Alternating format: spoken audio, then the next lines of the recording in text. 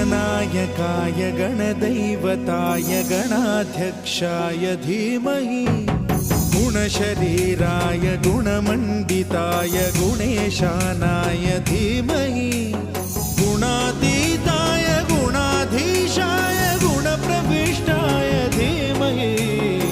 एकदन्ताय वक्रतुण्डाय गौरीतनयाय धीमहि